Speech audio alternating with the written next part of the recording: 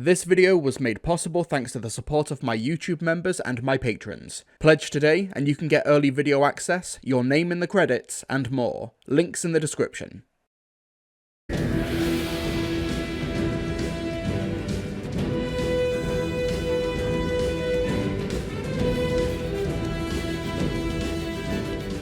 Okay, so here's how this collaboration started. It's 2021, Chris Chibnall is still the Doctor Who showrunner, and Russell T Davies has released one of his best and most personal projects on Channel 4, It's a Sin, which follows a group of youngsters in the 1980s during the AIDS crisis. During the media and promotional tour, Russell took part in a talk with other creatives online for Swansea University, and co-panelist author Martin Stringer asks the group whether or not shows like Queer as Folk would get made today, and Russell says this. I think huge clanging warning bells are ringing as the giants rise up, as the with Netflix and Disney Plus especially. I think that's a very great worry where, you know, Loki makes one reference to being bisexual once. You're a prince. Must have been would-be princesses, or perhaps another prince.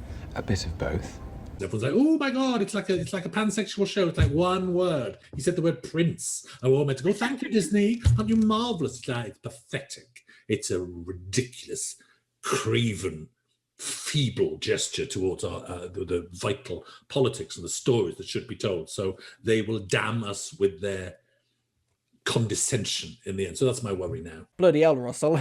Tell us how you really feel, why don't you? This statement was quickly picked up by the media. Lots of writing and discourse was had about it, including from the Loki showrunner, Kate Herron, who wanted to make sure Loki's bisexuality was included to some extent, and hopefully it would open the door to future stories. Russell, thinking he was in a private webinar call as opposed to something that would be broadcast to the whole world, immediately panicked and apologised to Kate for his comments. The two quickly became friends, and when Russell took over as showrunner again, he invited her to write an episode. Kate brought on board frequent collaborator, Bryony Redman, and that's how we wound up with Rogue, a Regency-era set historical episode that deliberately pays tribute to Netflix's Bridgerton, and includes a potential new love story for this new Doctor. But before we dive in, let me back up. Ooh, what's this? Setup and lighting change? As usual, this video and others like it are made possible by my supporters on Patreon and my YouTube members. And with that said, one of my patrons is sponsoring this video. You see, as Doctor Who fans, we can be spoilt when it comes to expanded media and other releases, but it seems that tangible figures have been letting the side down recently. With that in mind, check out Warrior Custom Figures, a passionate Doctor Who fan who has created numerous custom figures from across the Whoniverse, from the classic series, the revival, and everything in between. I absolutely love this Peter Cushing Doctor custom. Check out Warrior Custom Figures on Instagram, YouTube, and TikTok. Links are in the description, and thanks to them for sponsoring this review, and to all of my patrons and my members. It's 1813, King George III is on the throne, and Regency-era England is a great big party for the rich. The 15th Doctor and Ruby Sunday have snuck into the ball of the Duchess of Pemberton, played by Indira Varma. However, it seems the Doctor and Ruby aren't the only outsiders in attendance, as an enigmatic bounty hunter named Rogue, played by Jonathan Groff, is on the hunt for a shape-shifting alien called a Cholder, a drama-obsessed creature who threatens to leave no witnesses at this deadly event. But with Rogue's crosshairs firmly on the Doctor, can these strangers convince each other that they share a common enemy? For past seasons, Doctor Who historicals have basically centred around either magical historical figures or major historical events. Whether it be the partition of India, Mary Seacole, the Diodati Romanticists, or Nikola Tesla. In this respect, Rogue represents a change of pace, by not paying tribute to a specific historical aspect, but to a fictionalised retelling with Bridgerton. Oh my, Bridgerton! Oh, this is so Bridgerton. Wait, so you mean it's literally dressing up and playing at Bridgerton? Putting aside the idea of a family show paying such open inspiration to a competitor that a large portion of its target demographic legally wouldn't be allowed to watch. I mean, Dot and Bubble seemed to wear its Black Mirror inspirations on its sleeve, but you didn't have Ruby in her floating screen saying, "Oh, this is so Charlie Brooker's Black Mirror on Channel 4/Netflix." I guess it would be like if in Series 6's Curse of the Black Spot, if in every other scene Amy says, "Oh Doctor, this is so Gore Verbinski's Pirates of the Caribbean movies," and then Rory would look at Amy's outfit and go, "I was thinking it was more like Staganetti's Revenge," which I can guarantee you would have been a horny Moffat rewrite, and... sorry, that tangent got away from me. It got away from me, yeah. Apparently, the explicit references were done as repaying a favour to Bridgerton showrunner Shonda Rhimes, to an extent. Before Bridgerton, Shonda created the medical drama Grey's Anatomy, and there's an episode where a stampede hospitalises many Comic-Con goers. And what were they stampeding over? 15 collector's edition replicas of the Doctor Who TARDIS in original packaging, signed by Russell T Davies, free to the first 15 people through the door. So with Russell and Shonda being fans of each other's work, Russell decided to repay the compliment here, but that kind of complicates things in terms of the Whoniverse, because if Bridgerton is indeed a thing in this canon, then did Ruby recognise Jocelyn in Space Babies? Did the Doctor have to do a double take when he met Francine Jones in Series 3, or when he met Sai or Kira in their 12th and 13th incarnations respectively? Is his brain broken in Joy to the World? Questions for later, but whether Rogue takes inspiration from Bridgerton or Jane Austen or Pride and Prejudice, it's a really strong setting with an ideal set of villains who are obsessed with drama and scandal. But firstly, I really enjoy the opening act of Rogue, where we have the Doctor and Ruby at this extravagant event, not because they're tracking down a villain or chasing a lead, but because they just wanted to have a fun time as friends. Because, let's be honest here, this is likely how most of their off-screen adventures play out. And even when the Doctor discovers sonar interference that leads him to Rogue on the balcony, his demeanour and attitude doesn't actually change that much. So when he says, "Honey, I'm here for fun," I completely believe him. Even Ruby's initial subplot of helping a wallflower at the party realise her true worth, in this case Emily Beckett played by Camilla Aiko, feels like the sort of low-stakes character drama that allows our main characters to feel like, well, characters. Oh, you're not tall glass at all, you're half a pie shandy. Yes, this is good character work, but in the broader scheme of things, what this low-stakes opener helps with more than anything is the structure. So when Rogue pulls that gun on the Doctor and the bodies start piling up, it genuinely feels like the Doctor and Ruby are being put on the back foot as they stumble into trouble. It also allows the dynamic to shift, from Rogue initially suspecting the Doctor, "Oh, it's gone rogue! It's gone rogue!" before realising that he's not the Chulder that he's there to collect the bounty for, but more on that later. While Ncuti Gatwa and Millie Gibson are clearly having an absolute ball in this episode, with brilliant chemistry as they're assisted in the dance moves by psychic earrings, which initially seems like a cop-out, but later on we learn that it's essentially Chekhov's jewellery. Just don't set into battle mode. I love how game the rest of the supporting cast are. Paul Foreman as Lord Barton fits the clothing and the time period so well.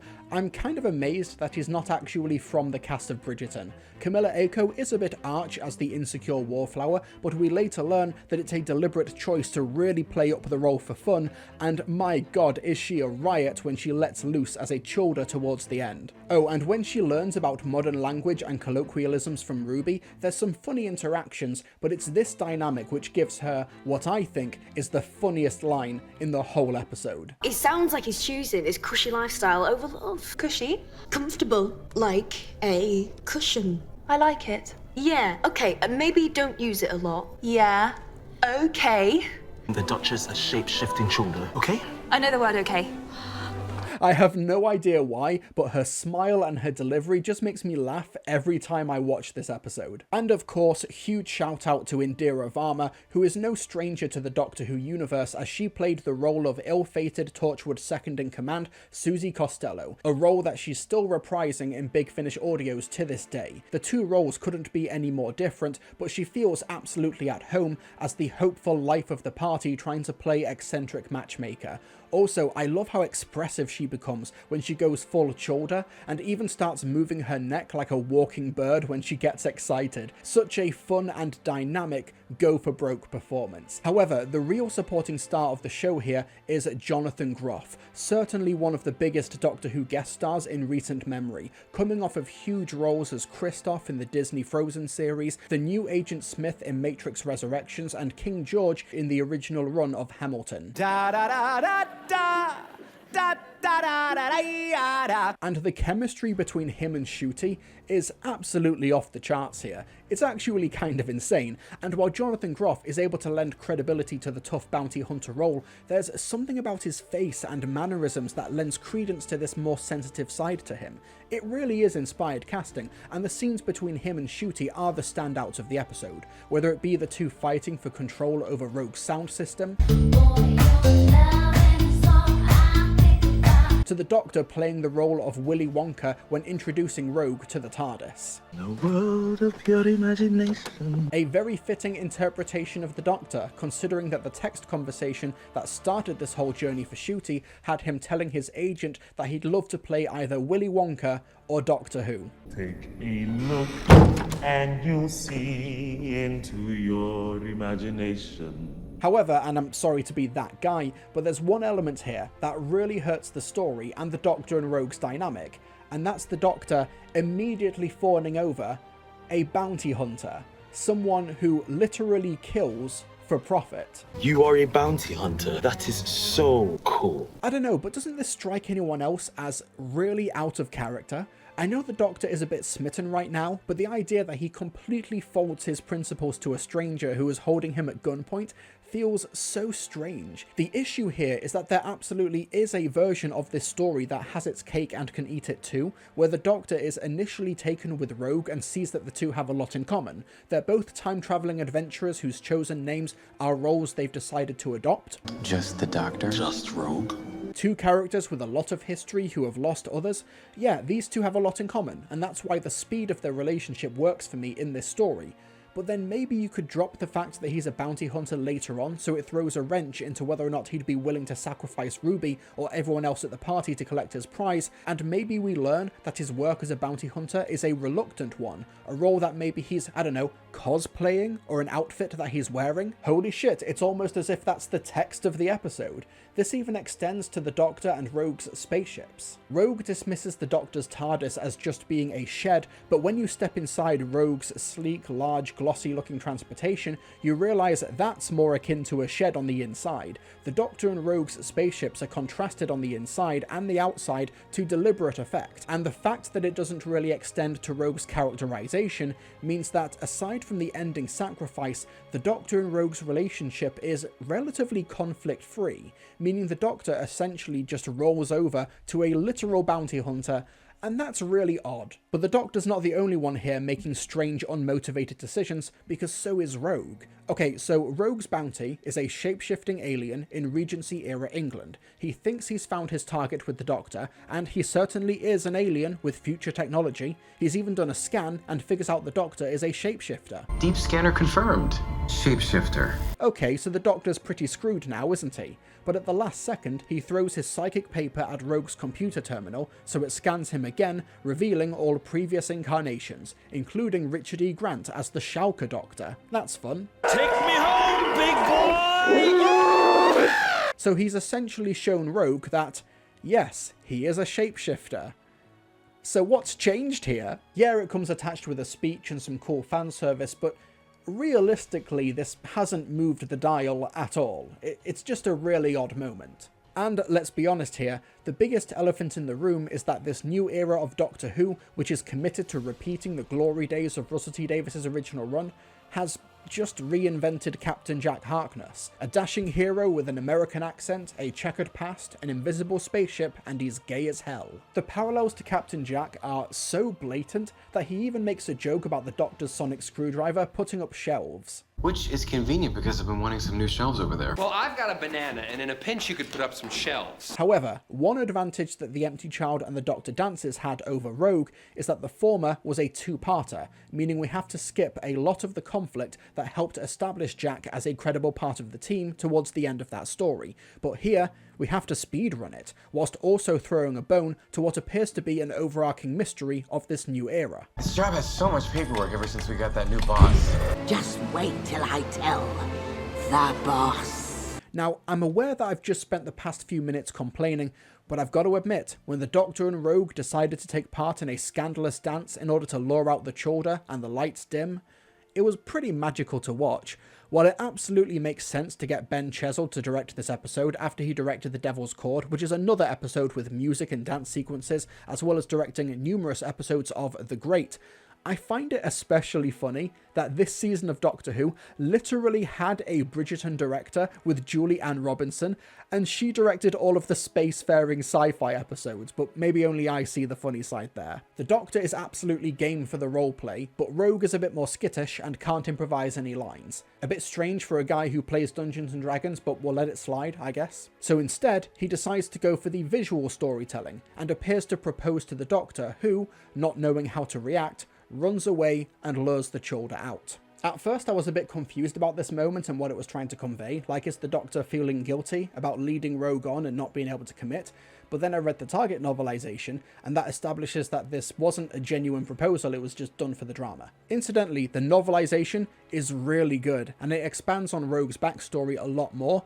and we learn more about the person he lost, a character called Art, short for the D&D class Artificer, who appears to Rogue as a hallucination, encouraging him to move on. I'm so blue! But we learn that the miscalculation the Doctor and Rogue have made is that there isn't just one Chulda, but an entire family of them, and they all have different, distinctive appearances. The initial idea in the first draft was that all of the Chulda would look the same, akin to other Doctor Who species like the Judoon or the Ood, and there'd be about 12 of them, but in future drafts, Russell insisted on each of them looking different, and to help make the logistics more manageable, there would only be a few of them. You've got the Duchess looking like a southern cassowary, Lord Frampton has a Kakapo-style head, the Butler has an Orklet face with an awesome moustache, and Miss Talbot looks similar to an owl. Emily Beckett's Chulda form is the only one I can't quite figure out, but they all look incredible. Millennium FX have really outdone themselves here, with the gorgeous colours and detail on all of the Chulda. In fact, Rogue is a gorgeous looking episode from top to bottom, with the location of Margam Park being a perfect place for the Duchess's lavish estate. However, one of the biggest challenges was the amount of extras to populate the party, because, and maybe this is just rumour, but apparently Bridgerton, which also films in the UK, had rented out every other Regency-era outfit in the whole country, meaning most of what we see on screen here had to be made from scratch, and it's an incredible feat of production. But my goodness, shout out to the Doctor's gorgeous velvet red jacket, designed by Pam Downes as a deliberate callback to the red velvet worn by John Pertwee's third Doctor back in the 1970s. Out of all of the outfits worn by the 15th Doctor this season, this is apparently Ncuti Gatwa's favourite, and it's an incredible look. But the outfits aren't the only thing inspired by Bridgerton. So committed to the vibes and the aesthetic, Rogue also employed Jack Murphy as the dance choreographer who also worked on Bridgerton. The episode even includes musical covers from the Vitamin String Quartet to do modern pop music just like in Bridgerton, in this case Billie Eilish's Bad Guy and Lady Gaga's Poker Face. But despite the lavish production work, despite how great it all looks on its own terms, it does feel like there's something big missing if it wanted to ape the Bridgerton style. And that's the colour. If you look at your average Bridgerton episode and Rogue side by side, I don't know, doesn't Rogue look pretty muted by comparison? I understand that Rogue is set entirely at night, but even taking that into account, something about the colours in Bridgerton absolutely pop in a way they simply don't in Rogue. And despite all of the effort elsewhere and all of the money up on screen, this one element that's lacking almost makes Rogue feel like Wish.com Bridgerton. Just writing that feels like the most insulting thing I've ever written in one of these reviews, oh my god. But taking this episode on its own merits, despite obviously wanting to compare itself to a show with a significantly higher budget, it still looks gorgeous, and I also really like how Murray Gold's music leans into the melodrama, especially towards the end when Rogue sacrifices himself. But yeah, let's talk about that ending. So the Doctor and Rogue manage to evade the Chulda, but Ruby is not so lucky, as it turns out that Emily Beckett has been deep in character this entire time. And side note, it's so strange that the Doctor claims the Chulda are cosplaying when it's clear that's not what they're doing. Oh man, it's cosplay. All of this. The Chulda is cosplaying. No.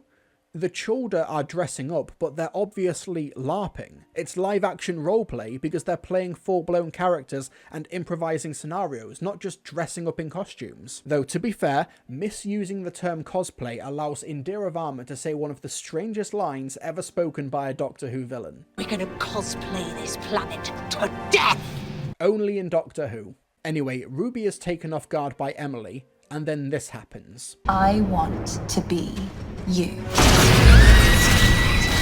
Ruby then appears at a wedding the Children have put together for the plot, and the Doctor, putting 2 and 2 together, realizes that she's been killed and vows revenge. How long did we live for? They have a lifespan of 600 years. Good.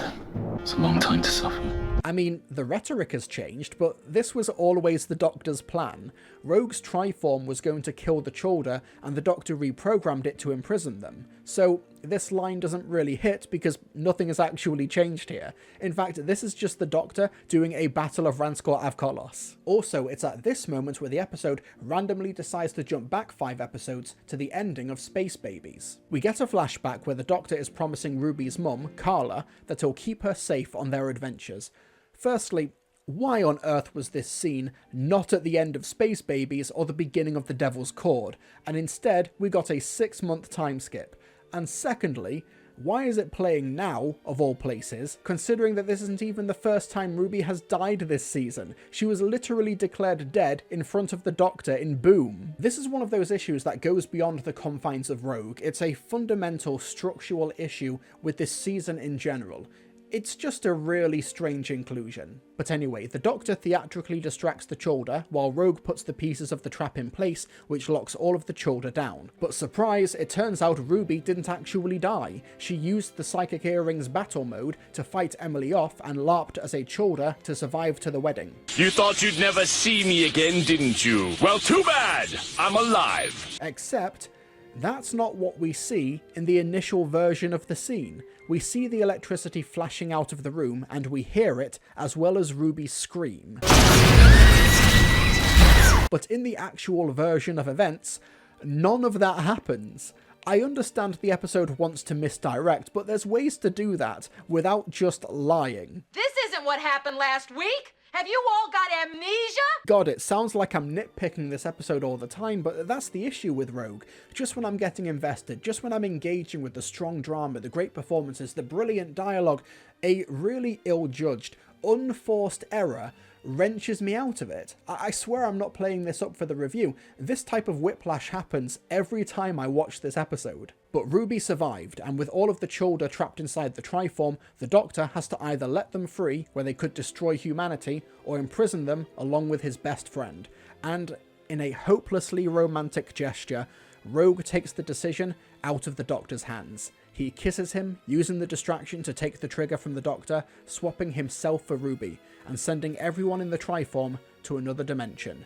I do love this ending, because it's obviously an extension of the Doctor's previously established inability to save the world at the cost of those he cares for the most, and Rogue, seeing so much of himself in the Doctor, deciding to take that burden away from him, especially having lost someone himself. It's great melodrama that everyone plays so well. And the episode ends with Ruby insisting the Doctor processes what just happened, even for a moment, which the Doctor does in his own way, by taking the ring that Rogue gave him and putting it on his finger, saluting the sky in the hopes of finding him again one day. Love it, love it, love it. Like I said, there's a lot to like in Rogue, and on balance it's probably one of the better episodes of the season, but there's a lot of pretty big story errors and oversights and moments that prevent it from being a easygoing watch. Ben Chesil directs the hell out of it, having already done stellar work in this series. The production team went above and beyond the Call of Duty, and the actors are uniformly terrific, whether it be the main cast or the supporting roles. There's some real moments of great melodrama, romance, and even a few creepy set pieces, but every so often there'll be a moment of strange character decisions, odd structure, or just baffling creative choices that lurch me out of what should have been a home run episode. Aside from the drab colour palette, the episode definitely meets the challenge of adapting Bridgerton, and it's clearly a homage done with real affection, even if it's debatable as to whether or not they should have been so overt with it. But seeing Ncuti Gatwa and Jonathan Groff work so well with each other is a legitimate joy as they revel in the queer love story that Kate Herron and Bryony Redman have given them. Even if it does feel like it's taking a lot of inspiration from what came before, nearly 20 years ago. Much like Stephen Moffat's Boom, it's just so refreshing hearing a different voice in this era of the show. There's just something about the dialogue and the characterization that really leaps off the page here in a way that, honestly, I found pretty lacking in Russell T Davies's other work this season. Just try not get engaged or accidentally invent tarmac. 1902 got away from me. And in 10 Vexels. How long does the Vexel last? 9. Oh, that long. Unsurprisingly, I do recommend the Target novelization, as it does fix a few of the issues that I have with this story, and it works as a great adaptation and extension of Rogue itself. It even feels like the Bridgerton homage coming full circle, as that series was based off of the Julia Quinn novels. It's funny how things work out like that. But anyway, join me next time as the one who waits no more, as the 15th Doctor and Ruby return to Earth to investigate this mysterious woman from across time and space. UNIT are on the case as a returning threat ushers in a revenge plot millennia in the making, in Empire of Death. I'll see you then, and God help us all. Hey folks, thank you so much for watching my review of Doctor Who Rogue. I was really excited to talk about this one. It's the first story since The Haunting of the Villa Diodati in 2020 where there's been a brand new writer credited with writing a Doctor Who episode, sole writing credit, who wasn't a showrunner. Needless to say, I'm looking forward to more writers and voices getting involved in Season 2 of Doctor Who. But also, thank you so much for watching. Be sure to subscribe for more Doctor Who reviews. Hit the like button as well, because it really helps me out, and the YouTube algorithm really likes that. Leave a comment down below on what your thoughts on this story and this review were. Also, a massive shout out to my patrons and my YouTube members. Their names you can see scrolling down now. They really do help to keep the lights on here, so if you want to join them, there are links in the description where you can check out my Patreon and my YouTube members program. And I'd like to give a shout out to these particular supporters: AJ, Ben Langdon, Chiba City Blues, Dan, Daniel Davis, DC63 Productions, Dean Jones, Dylan Whitaker, Air Hoovian, Flippant, High Lord Wolnir, Jack D. Evans, Joseph Adams, Lard Dragon Ezra, Leela, Maria Bergman, Marianne Mogensen, Michael Serrano, Miranda Logan, Palex, Quinny, R. Sprinkle, Raven Woods, Retrospective Raccoon, Reese Lloyd, RJL, Ross A.T. Stewart, Ryan Duncan, The Brit Sniper, The Scarlet Watcher, Warrior Custom Figures, thanks to them for sponsoring this review, and Will. Thanks so much to all of my members and my patrons, thanks to you for watching, and folks, I'll see you all next time.